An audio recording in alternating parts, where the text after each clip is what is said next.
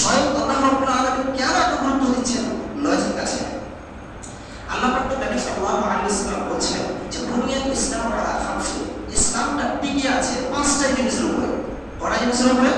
পাঁচটা জিনিসের উপরে। শাহাদাতু আল্লা ইলাহা ইল্লাল্লাহ ওয়া আন্না মুহাম্মাদান আবদুহু ওয়া রাসূলুহু। আল্লাহ পাক নবী বলছেন যে একজন মুসলমান তার প্রথম দায়িত্ব হলো এই কালিমায়ে শাহাদাতকে পাঠ করতে হবে। আমরা অনেকে পাঠ করেছি, আমরা পাঠ করেছি সকলে। দ্বিতীয় নম্বর আল্লাহ পাক নবী বলছেন ওয়া আকামুস সালাত, নামাজ কায়েম করতে হবে, নামাজ প্রতিষ্ঠিত করতে হবে, নামাজ আদায় করতে হবে। দ্বিতীয় নম্বর এটা ইসলামের খুঁটি। তৃতীয় নম্বর ইসলামের খুঁটি হচ্ছে ওয়া আতাউজ যাকাত, আপনাকে যাকাত প্রদান করতে হবে। চতুর্থ নম্বর ইসলামের স্তম্ভ হলো, খুঁটি হলো ওয়া সাওম রমাদান, রমজান মাসের সিয়াম আপনাকে পরিপূর্ণভাবে পালন করতে হবে। পঞ্চম নম্বর ইসলামের খুঁটি হলো ওয়া হাজ্জুল বাইত ইসতাইলিহি সাবিলা, আল্লাহর রাস্তায় আপনাকে কি করতে হবে? হজ করতে হবে, বাইতুল মুসলিমের হজ করতে হবে আপনাকে। এটা হচ্ছে ইসলামের পঞ্চম নম্বর খুঁটি। তাহলে আল্লাহ নবী সাল্লাল্লাহু আলাইহি ওয়াসাল্লাম দ্বিতীয় নম্বরে যে পয়েন্টের কথা উল্লেখ করেছেন সেটা হচ্ছে নামাজ। নামাজ তাহলে নামাজ এমন একটি ইবাদত, এমন একটি খুঁটি যে এই ইবাদতের উপরে বাকি অন্যান্য ইবাদতগুলো নির্ভর করে, বাকি অন্যান্য ইবাদতগুলো নির্ভর করে। সমস্ত করে যদি আপনার নামাজটা ঠিক থাকে তাহলে দান হোক, সাদকা হোক, যাকাত হোক, খায়রাত হোক, কুরবানি হোক, যত বড় বড় কাজ থাকুক না কেন আপনার কাজে আসবে। আমি শুনে নিয়ে আসছি বরফে। কিন্তু যদি আপনার সালাত না ঠিক থাকে তাহলে কি আমাদের সামনে কুরবানি আসছে, আমরা অনেকেই অধিকাংশ মানুষ আল্লাহ ভালো জানে মাংস পাওয়ার জন্য কুরবানি করে থাকি। সত্য কথা বলে দুঃখ করিবেন না। তো বলতে চাইছি এই কথা, আপনার কুরবানি কাজে আসবে। আল্লাহ বলছেন ফসল মিনি রব্বিক, তোমরা তোমাদের প্রতিপালকের ইবাদত করো, নামাজ কায়েম করো, ওয়ানহা, তারপর কি করো? কুরবানি করো। তাহলে প্রথম অপশনে আল্লাহ পাক কাকে রাখছেন? নামাজকে। আল্লাহ পাক এখানে কি আয়াত বলছেন? আপনি যদি দেখতে যান রাসূল সাল্লাল্লাহু আলাইহি ওয়াসাল্লামের হাদিস, তাহলে অবশ্যই রাসূল সাল্লাল্লাহু আলাইহি ওয়াসাল্লামের হাদিসে আমরা পাবো যে আল্লাহ পাক নবী সালাতকে ইবাদতের জগতে সবচাইতে দামি ইবাদত বলে যেই ইবাদতকে অভিহিত করেছেন তার নাম হলো সালাত। সমস্ত বলে পৃথিবীর জগতে যত ইবাদত কাজ রয়েছে সবচাইতে বড় ইবাদত, আল্লাহর কাছে গ্রহণযোগ্য ইবাদত হলো নামাজ, সালাত। এই সম্পর্কে আল্লাহ পাক বলছেন হযরত আব্দুল্লাহ ইবনে মাসউদ রাদিয়াল্লাহু তাআলা আনহু قال রাসূলুল্লাহ সাল্লাল্লাহু আলাইহি ওয়াসাল্লাম, আল্লাহ পাক তাকে জিজ্ঞেস করলেন আইয়ুল আমালি আহাব্বু ইলাল্লাহি তাআলা, হে আল্লাহর নবী সবচেয়ে আল্লাহর নিকটে গ্রহণযোগ্য আমল কোনটা? হে আল্লাহর নবী পৃথিবীতে সবচেয়ে আল্লাহর কাছে গ্রহণযোগ্য আমল কোনটা? তখন আল্লাহর নবী সেই সাহাবীকে বললেন আইয়ুল আমালি আহাব্বু ইলাল্লাহি তাআলা ক্বালা as-সালাতু আলা ওয়াক্তিহা, পাঁচ ওয়াক্তের সালাত আউয়াল ওয়াক্তে আপনাকে পড়তে হবে। এটাই হচ্ছে সবচেয়ে আল্লাহর কাছে গ্রহণযোগ্য আমল, নামাজ, সালাত। সেই সাহাবী আবার জিজ্ঞেস করলেন ক্বালা সুমায়ুন, হে আল্লাহর রাসূল তারপর দ্বিতীয় নম্বর আমল কোনটা? তখন আল্লাহর নবী সাল্লাল্লাহু আলাইহি ওয়াসাল্লাম বলছেন ক্বালা সুম্মা বিরুল ওয়ালিদাইন, পিতামাতাকে রেসপেক্ট করা, পিতামাতাকে সম্মান করা, এটা হচ্ছে আল্লাহর কাছে দ্বিতীয় নম্বর গ্রহণযোগ্য আমল। এটা হচ্ছে দ্বিতীয় নম্বর গ্রহণযোগ্য আমল। তারপরে সাহাবী জিজ্ঞেস করলেন ক্বালা সুমায়ুন, হে আল্লাহর রাসূল তৃতীয় নম্বর আমল কোনটা? তখন আল্লাহর রাসূল সাল্লাল্লাহু আলাইহি ওয়াসাল্লাম বলছেন আল জিহাদু ফি সাবিলিল্লাহ, আল্লাহর রাস্তায় সংগ্রাম করা, আল্লাহর রাস্তায় জিহাদ করা। সুপ্রিয় মণ্ডলী, এ হচ্ছে হাদিস যেটা প্রথম কি অপশন আছে তাকে নামাজকে। তাহলে আমরা হাদিস থেকে স্পষ্ট হচ্ছে যে আল্লাহর কাছে গ্রহণযোগ্য আমল হলো সালাত, নামাজ। সুপ্রিয় মণ্ডলী, নামাজ সম্পর্কে আল্লাহ পাক নবী সাল্লাল্লাহু আলাইহি ওয়াসাল্লাম একাধিক হাদিস বলেছেন, যেগুলো আমি আপনাকে পরিবেশন করে শোনাচ্ছি। নামাজ এমন একটি ইবাদত, নামাজকে সঠিকভাবে আদায় করতে হলে আপনাকে ট্রেনিং লাগবে। আমাদের অনেকে আর্মিতে বিএসএফ এর সেন্ট্রাল বসে ফর্ম ফিল আপ করে থাকি। তো এগুলোতে যখন আমরা ফর্ম ফিল আপ করি তো সরকার আপনাকে কি করে থাকে? আগে ট্রেনিং দেয়। যদি আপনি ট্রেনিং এ পাস করতে পারেন তাহলে সরকার আপনাকে অ্যালাউ করবে, অ্যাকসেপ্ট করবে। যদি আপনি ট্রেনিং এ ফেল করেন তাহলে আপনাকে সরকার ক্লোজ করে দিবে, নিবে না। ঠিক তেমনই ভাবে যদি আপনি সালাতের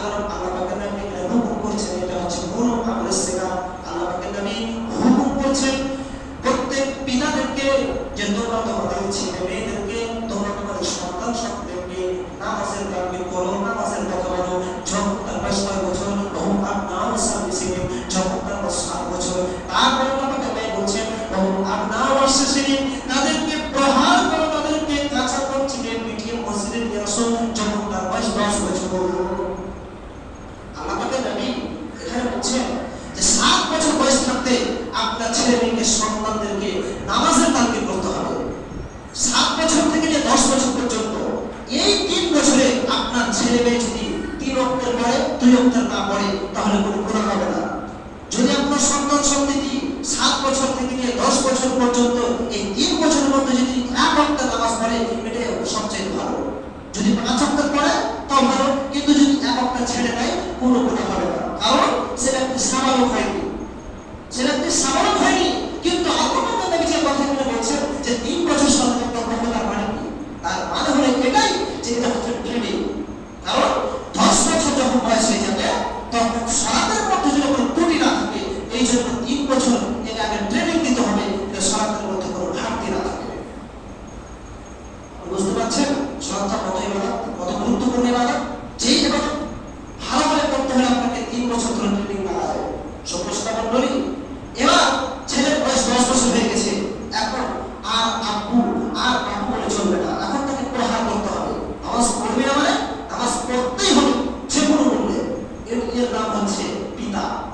আল্লাহ তাআলা এই বলছে আপনারও আসছে যখন তার বয়স 10 বছর হয়ে যাবে তখন তাকে পিটিয়ে প্রহার করে তাকে শাস্তি করো। এবার আল্লাহ তাআলা সাল্লাল্লাহু আলাইহি ওয়াসাল্লাম বলছেন, সমস্ত মণ্ডলী, যদি আপনি এই ইবাদত আমরা 7 বছর থেকে করতে লাগলাম, কতক্ষণ পর্যন্ত আপনি করবেন?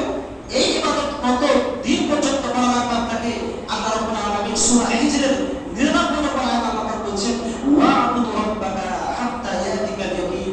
আল্লাহ পাক বলছেন, পৃথিবীর মানুষ তোমরা তোমাদের প্রতিপালক ইবাদত করো। কতক্ষণ করবে? হাত্তা ইয়াতিকাল ইয়াকিন, যতক্ষণ পর্যন্ত তোমাদের মৃত্যু সুনিশ্চিত, মৃত্যু না এসেছে, অর্থাৎ মৃত্যু আসা পর্যন্ত দেহের শ্বাস থাকাকালীন আপনার শারীরিক অবস্থার উপর ডিপেন্ড করবে। যদি আপনার জ্ঞান না থাকে তাহলে আপনার জন্য নামাজ না হতে পারে, কিন্তু মরা পর্যন্ত আপনাকে 10 বছর থেকে মৃত্যু পর্যন্ত আপনাকে যে কোনো মূল্যে সালাত করতে হবে। এর নাম হচ্ছে ইসলাম।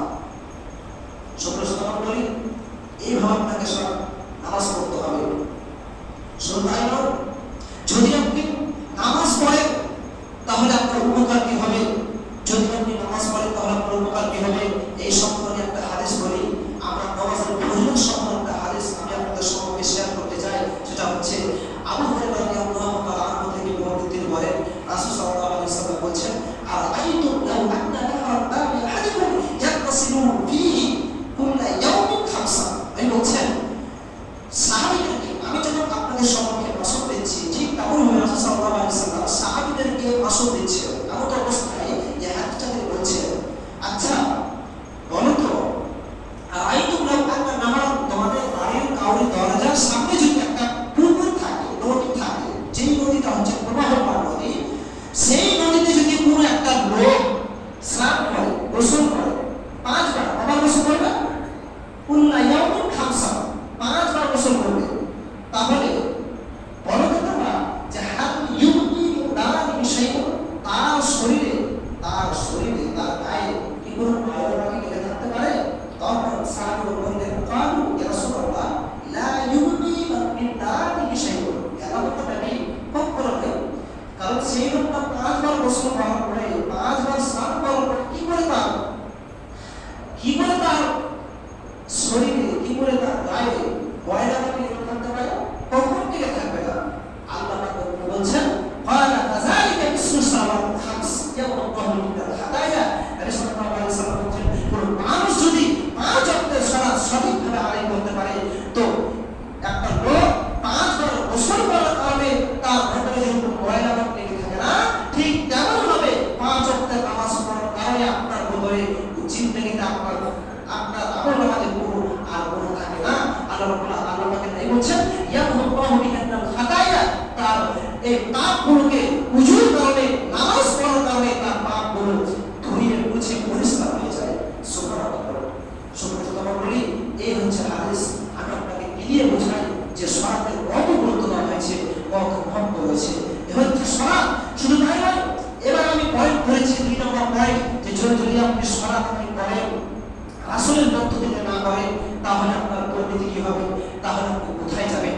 দেখুন, যারা নামাজ পড়ে দেখবেন কিছু শ্রেণীর লোক আছে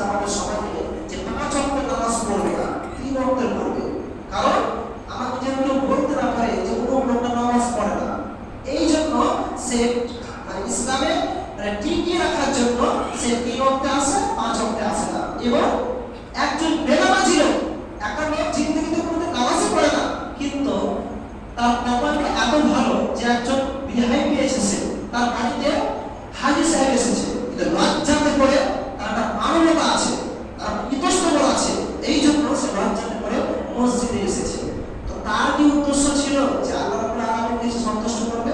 যে না, সন্তুষ্ট করার জন্য ইচ্ছা কি ছিল যে আমি আমার জন্য বিহাইকে সন্তুষ্ট করতে পারি, আমার বাড়ি থেকে চলে যাবে, বলতে না পারে যে কোনো লোকটা নামাজ পড়ে না, এই জন্য মসজিদে সে আসলো। সুপ্রশ্ন মণ্ডলী, এই ব্যক্তি নামাজ পড়ে করতে যাবে জান্নাতে যাবে? এই ব্যক্তি নামাজ পড়ে করতে যাবে জান্নাতে যাবে? অবশ্যই জান্নাতে যাবে না, এই ব্যক্তিকে জাহান্নামে নিয়ে যাওয়া হবে। এবং আল্লাহ তাআলা বলছেন, আল্লাহ পাক বলছেন, এবার আপনি ধরলেন সূরা মাউন খুলবেন, আপনি আল্লাহ পাক বলছেন ফাওয়াইলুল লিল মুসাল্লিন। আল্লাহ বলছেন ও সেই সমস্ত ব্যক্তিদের জন্য ওয়াইল নামক জাহান্নামকে নির্ধারণ করা হয়েছে, সেই সমস্ত ব্যক্তিদের জন্য ওয়াইল নামক জাহান্নাম নির্ধারণ করা হয়েছে যারা আল্লাযীনা হুম আন সালাতিহিম সাহুন, যারা নামাজের ব্যাপারে উদাসীন, অমনোযোগী, নামাজ পড়তে আসছে কিন্তু মনোযোগ নেই, নামাজ পড়তে আসছে কিন্তু মনোযোগ নেই। ইমাম সাহেব যদি একটু মানে তাসাহুদ দেরি করে দেয়, তাহলে একদম বাইরে থেকে বলবে ঠাকুর দিবে, এই কোন সাহেব সময় হয়ে গেছে, কি বলছেন আপনি সালাম দিচ্ছেন না? এইভাবে তার খালি মানে তাড়াহুড়া, কখন নামাজ শেষ হচ্ছে এরকম তাড়াহুড়া। আল্লাহ পাক বলছেন উসরা ফি সালাতি, তোমরা নামাজের সময় ধীরস্থির পড়বে, তাড়াহুড়া করো না, ধীরস্থির সঙ্গে সঙ্গে করো। সম্মানিত মণ্ডলী, এবার তারা বলছেন, তো আল্লাহ পাক নবী সাল্লাল্লাহু আলাইহি ওয়াসাল্লাম বলছেন যে এই যে নামাজ, যদি আমরা সেই রকম নামাজ না রাখি তাহলে আমাদের খাতা লিস্টগুলো করতে যাবে মুনাফিকের খাতা লিস্ট হবে।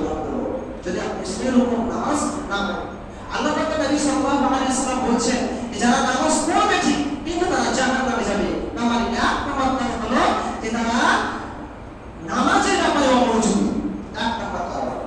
আর 2 নম্বর কারণ হলো যে সে কোনদিন জিন্দেগিতে নামাজ পড়বে না, কিন্তু যে বিহাইতে দিলাম যে এই জন্য নামাজ পড়বে, এই জন্য তারা জাহান্নামে যাবে। সুপ্রসন্ন মণ্ডলী, আল্লাহ পাক নবী সাল্লাল্লাহু আলাইহি ওয়াসাল্লাম বলছেন নামাজে অমনোযোগী হওয়ার কারণ দেখবেন আপনি, আমি আপনাকে দেখাই। দেখবেন অনেক মানুষ আছে যে যখন তারা রুকু করতে যায়, সাজদা করতে যায়, তখন পাঞ্জাটাকে একদম সঠিকভাবে দাঁড় করে না, কুমড়া করে একদম চলে গেল সাজদাতে, এটা কি নামাজ? রাসূল সাল্লাল্লাহু আলাইহি ওয়াসাল্লাম বলছেন লা তুজজি সালাতু রাজুলি হাত্তা ইউকিমা যাহারু ফি রুকু'i ওয়াস সুজুদ। আল্লাহ পাক নবী সাল্লাল্লাহু আলাইহি ওয়াসাল্লাম বলছেন ওই ব্যক্তির নামাজ সঠিক ভালো হলো না, ওই ব্যক্তির নামাজ সঠিকভাবে পূর্ণতা পেল না যে ব্যক্তির রুকু এবং সাজদার মধ্যখানে কমরকে সোজা না করলো। দেখবেন এর নাম হচ্ছে নামাজের মনোযোগ। আমাদের অনেকেই ভাই আছে যে একদম কমরকে সোজা করছে না, সাল্লাল্লাহু লিমান হামদা বলার পরে কি বলে না, কমরটাকে সোজা করে না, আবার সাজদায় চলে গেল। এটা নামাজ হবে? আপনার নামাজ খাস বাতিল হয়ে যাবে, আপনার নামাজ বাতিল করে বন্ধ হবে। সুপ্রসন্ন মণ্ডলী, দেখবেন আপনি, আমি আপনাকে একটা হাদিস শোনাই, যদি আপনার নামাজের মধ্যে কোনো ত্রুটি থেকে যায় তাহলে আপনি যে নেকি পাবেন না, আপনার পুণ্যে জাহান্নামে যেতে হবে।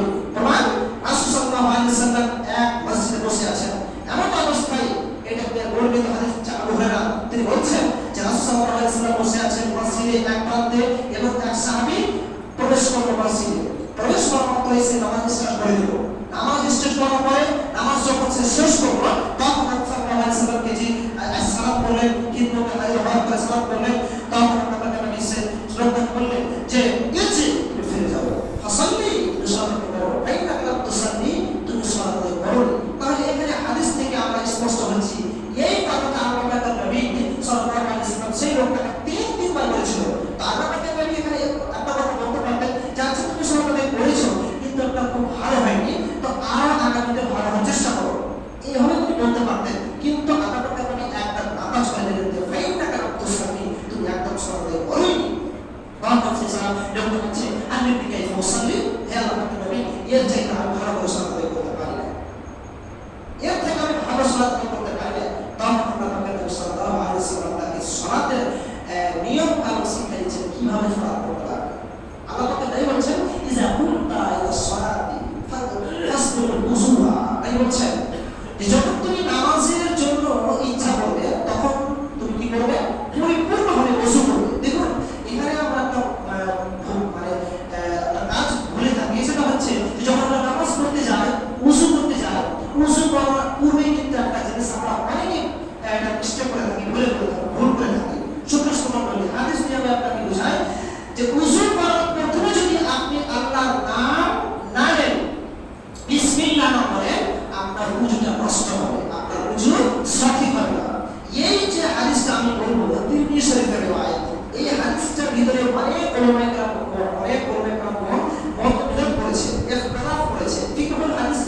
বলেছে, যেটা রাজা কল বলেছে যে না, কোন ব্যক্তি যদি ইচ্ছা করতে হয় ওযুর প্রথমে যদি আল্লাহর নাম না নেয় তাহলে সেই ব্যক্তি কি সেটা ওযু হবে না। হাদিসটা শুনুন, আল্লাহ পাক সাল্লাল্লাহু আলাইহি ওয়াসাল্লাম বলেছেন লা উযুরা লিমান লাম ইয়াযকুর রাসূলুল্লাহ আলাইহি, ওই ব্যক্তি ওযু হবে না যে ব্যক্তি আল্লাহ ওযুর প্রথমে আল্লাহর নাম না নিয়েছে। সমস্ত বলি তো আল্লাহ পাক নবী সাল্লাল্লাহু আলাইহি ওয়াসাল্লাম সেই লোকটাকে শিক্ষা দিচ্ছেন, ইযা কুনতা ইলা সালাতি ফাসবিল উযুয়া, যখন তুমি নামাজ পড়তে যাবে তখন সুন্দরভাবে ওযুকে পরিপূর্ণভাবে ঠিক করে ওযু করবে। ফায়াহসুল ওযু, সুন্দরভাবে উত্তম রূপে রাসূল সাল্লাল্লাহু আলাইহি ওয়াসাল্লামের তরিকা অনুযায়ী ওযু করবে। সুবহানাল্লাহি কিবলাতা ফাকাব্বির, তারপরে নবী সাল্লাল্লাহু আলাইহি ওয়াসাল্লাম সেই লোকটাকে বলছে অথবা কি করবে, নিজের মুখমণ্ডলকে চেহারাকে আল্লাহর দিকে মুখাবদ্ধ করতে হবে, ধীরস্থির সঙ্গে দাঁড়াতে হবে। ফাকাব্বির, অথবা কি করতে হবে, তাকবীর দিতে হবে। সুবহানাল্লাহ মা তায়াসসারা মা'আকা বিল কোরআন, নবী সাল্লাল্লাহু আলাইহি ওয়াসাল্লাম বলছেন অথবা কি করবে, কোরআনের মাঝে থেকে যে কোনো একটি সূরা যেটা তোমাকে ভালো লাগবে, যেটা তোমার সুন্দর মুখস্থ আছে, ইয়াদ আছে, সেই কোরআনের সূরা তুমি পড়বে। আমাদের সমাজে এখানে দেখা যায় যে না কোন সূরা না পড়লে মুসলমান নামাজ হবে না, একটা পাঁচটা সূরা মুখস্থ আছে, বলে বলে কি বলি সূরা বলবো, জি অবশ্যই বলবেন আপনি। রাসূল সাল্লাল্লাহু আলাইহি ওয়াসাল্লাম ইখতিয়ার দিচ্ছেন, কি বলছেন, সুবহানাল্লাহ মা তায়াসসারা মা'আকা মিনাল কোরআন, কোরআনের মধ্যে যেটা তোমার আসান লাগবে, যেটা তোমার সহজ, যেটা তুমি সহজ মনে করো, যেটা আমাকে ভালো লাগবে, যেটা আমার মুখস্থ ভালো আছে, যেটা আমার মুখস্থ বলতে কোনো অসুবিধা হবে না, সেই সূরাটা পড়ে আপনি নামাজকে পরিপূর্ণভাবে আদায় করুন। এর নাম হচ্ছে সালাত। অনেক কথা ছিল, অনেক হাদিস আছে, এই সম্পর্কে বলতে গেলে অনেক সময় প্রয়োজন আছে, সময় খুব সংকীর্ণ, আধা ঘন্টার সময় বাধা হয়েছে, এক মিনিট দিকে যেমন হয়েছে এক মিনিট হয়ে গেল, সুন্দর সুন্দর মাফ করবেন। আরেকটি কথা বলছি, আমি এখানে আপনাদের ইমাম সাহেব হিসাবে নিযুক্ত হয়েছি। আমার নাম হচ্ছে আব্দুল কারীম, আমার বায়োডাটা সম্পর্কে আপনাদেরকে অবগত করাই। আমার নাম হচ্ছে আব্দুল কারীম রহমান হোসেন, আমার গ্রাম হচ্ছে মিলনপুর মাটিয়ারি, থানা হরিশ্চন্দ্রপুর, জেলা মালদা, আমার বাড়ি। এই হচ্ছে আমার বায়োডাটা। শেষ আমার বক্তব্য আর হচ্ছে দোয়া করি, হে আল্লাহ রাব্বুল আলামিন, তুমি আমাদের সকল মুসলিম জাতিকে পাঁচ ওয়াক্তের সালাত সঠিকভাবে ঠিক মতো সঠিক আহ্বান করতে যেন আমরা পরিপূর্ণভাবে আদায় করতে পারি। সকল আল্লাহু আমিন। হে আল্লাহ, এই গরমের সঙ্গে এই গরমের সময় আমরা কত কাজকে ফেলে দিই আল্লাহ, তোমার ইবাদতের জন্য আমরা এসে পড়েছি, সব কাজকে ফেলে দিই আল্লাহ, আমাদের জীবনের গুনাহটাকে আল্লাহ তুমি সমস্ত গুনাহটাকে ক্ষমা করে দাও। সকল আল্লাহু আমিন।